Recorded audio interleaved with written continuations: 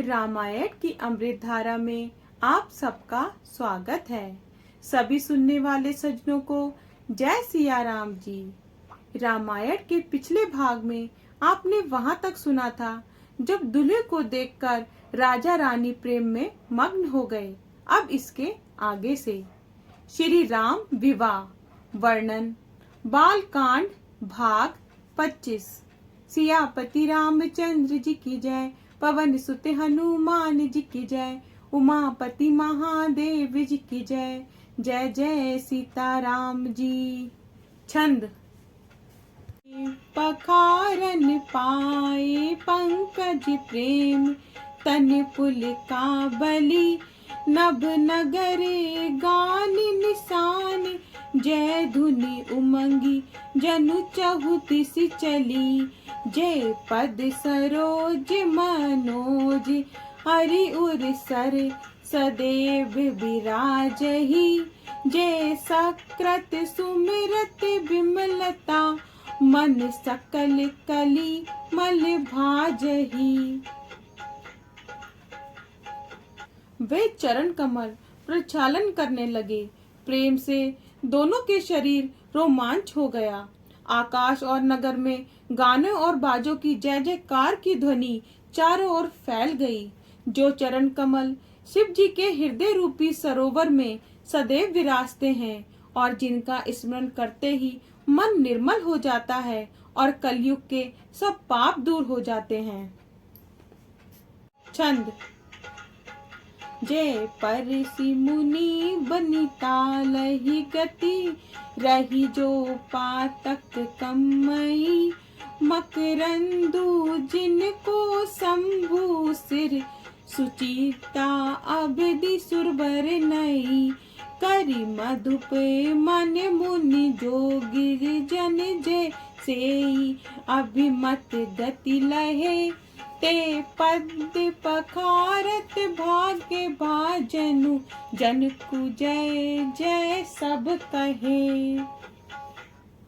जिनको छूकर गौतम मुनि स्त्री अहिल्या ने उत्तम गति पाई, जिन चरणार बिंदों के मकरंद को शिवजी ने अपने सिर पर धारण किया, जिसे देवताओं ने पवित्रता की सीमा कही, जिन चरण कमलों में मुनिजन अपने मन को भौरा बना के और सेवा करके इच्छा अनुसार गति पाते हैं, बड़े भागवान जनक जी उन्हीं चरणों का प्रक्षालन करने लगे। तब सब लोग जयकार करने लगे। छंद। बर कुंवरी कर तल जोरी, साखो चारु दो कुल गुर करे। भयो पानी ग्रहनु बिलो की, विधि सुर मनुज मुनि आनंद भरे। सुख मूले दुलहु देखी, दंपति पुलक तन हुल्लास्यो। करी लोक वेद विद्यानु, कन्या दानु नृप भूषण कियो। वर और कन्या के हाथ मिलाकर दोनों कुलगुरु शाखोच्चार करने लगे। पाणी ग्रहण हुआ। देखकर सब देवता मनुष्य और मुनिजन आनंद में भर गए।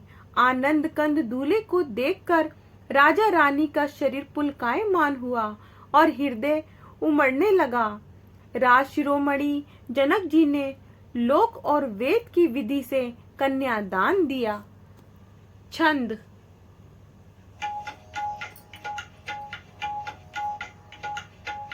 हिमवंत जिमि गिरिजा महेशहि हरिहि, क्षीर सागर दई। तिमि जनक राम ही सिय समर्पिबि, सब कल कीरति नई। क्यों कर बिन विदेहु, क्यों विदेहु मूर्ति साबरी। करी होमु विधिवत गाठी जोड़ी, होने लागी भावरी।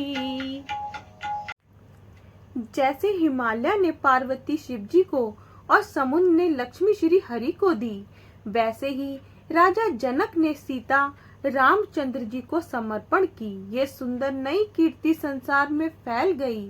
विदे विनती कैसे करें, क्योंकि सावनी मूरत ने तो उन्हें विदे कर दिया है।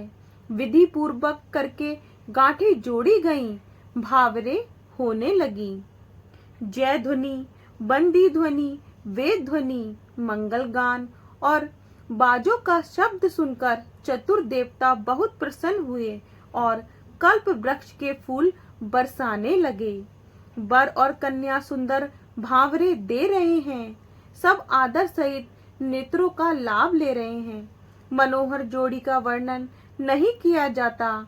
जो भी उपमा दी जाए वह थोड़ी है।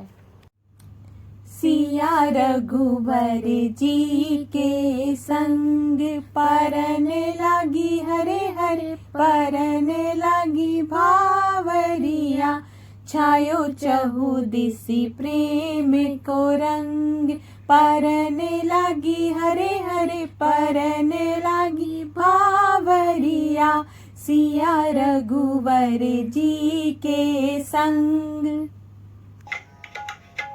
बैठे बरसन में राम जानकी मुदित मन दशरथ भये तनु पुलक पुनि पुनि देखी अपने सुकृत सुरतु फल नये भरी भुवन रहा उत्साहु राम विबाहु भा सब ही कहा के ही भांति बरनि सिराते रसना एक यहू मंगलू महा।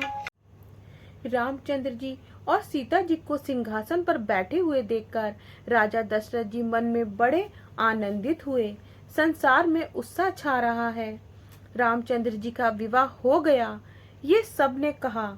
उनका वर्णन कैसे समाप्त किया जाए, क्योंकि मुख एक हैं और मंगल अधिक। छंद।